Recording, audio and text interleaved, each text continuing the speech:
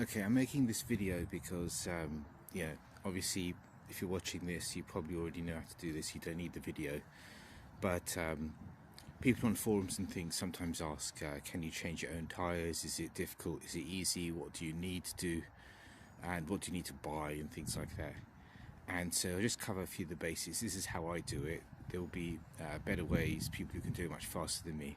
So I've been doing my own tyres for about 8 years. And before that I used to go and get them changed, just to remove the wheel as I've done here and take them over to bike garage or to a normal tyre changing shop like Pro Tyre and get them to change it. That's very cheap. This is some advantages and disadvantages compared to doing that, and I'll go through some of those right now. But it gives me time. Like for instance, these cush rubbers, I'll need to put bits of inner tube and things to make. When you put the sprocket on, it should be quite snug and tight, and these ones just come out. So these are too loose. I need to shim those out. They've been quite hard. Also, I'll be able to wash up my sprocket and observe for wear and its condition and things like that. And because it has a disc brake spray brake cleaner around it, get rid of the brake dust, and look at the condition of the brake pads themselves. So yeah, some of the things I need. Yeah, so I'm going to right away. I've removed the wheel. I'm going to use this tool here to remove the inner valve core, to remove air from the. There's actually an inner tube inside, because these are tube type wheels and with tubeless tyres on them, which are very stiff unfortunately, but that's just the way it goes. You get tubeless tyres nowadays. But no, with tube type rims you always need a tube. If you don't have tyre spoons, I recommend this style. I mean, it's got the beginnings of rust, but these are really smooth and shiny, and the smoother and shinier the better. So the ones I used to use had a ridge in them, and they were rough. They were square ridged and rough, so there was very easy they would damage the edge of the rim. These don't. So in the packet they come with rim protectors. If you don't have them, you can use a piece of PVC pipe and just cut a section of PVC pipe and put them in behind there. So I'm going to remove the air now, and oh yeah, bead breaker. This is things you can buy, you know, on eBay, and I'd say that's the least important bit of equipment. The most important is the tyre spoons. You need 3 of them, absolutely, and I'll show why. But bead protector is not very important. If you don't have one, you can get away without using one with G-clamps or just stomping on it with your feet, boots on. You'll be able to break the bead. So breaking the bead usually isn't an issue. It's just actually the most difficult part is putting the new tyre on. Yes, I'll get on with it. Okay, the tyre's off, and I realised I forgot to mention as well.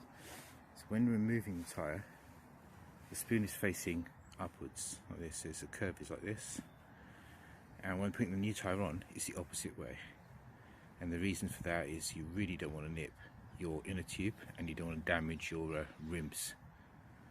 So this is how they go on, if you remember, the opposite way to the way they came off. Okay, you'll want to clean up the inside of these rims, the outside, before fitting your new tyre. Now I am using sandpaper. It eats through this really quickly. This is aluminium alloy.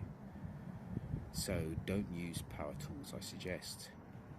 Things like brass wire, drill bits, because they go through it so quickly, and you can't rely on eyesight to tell you whether you've successfully cleared up this powdery aluminium oxide and the remainder of bits of black tyre.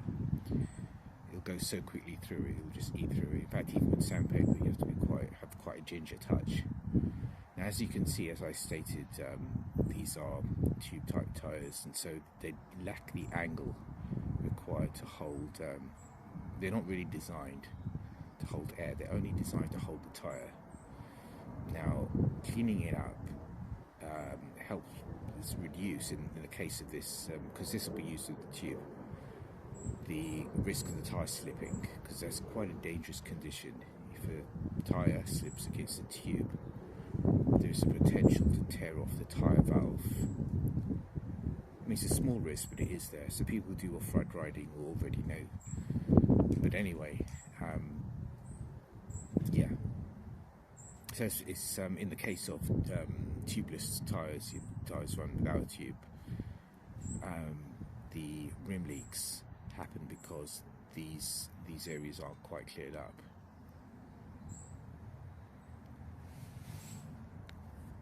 A bit of air in there keeps its shape a little bit, and also when you get the spoons in, hopefully spoons won't even touch the tube.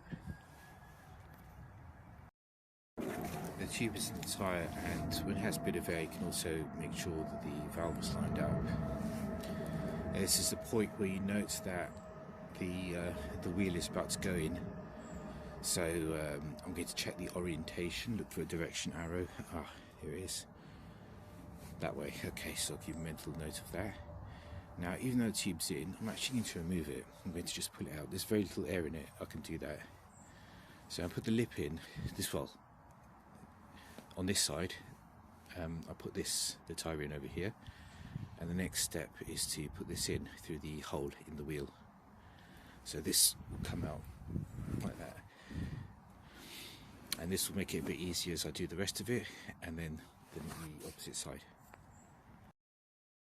Okay, one side of the tyre is on, ready to move to the other side, and remember, not this way, this way. This will help prevent nicking the inner tube. If you're worried about this, if you're doing it for the first time and you're concerned about the inner tube, you can just make sure it's away, you know, by going with your fingers and make sure it's not in the path of the tyre spoons. I forgot to mention, to get the final part down, you need to really depress the other side with a boot or clamps, a vice if you haven't got one, in order for the last part to go in.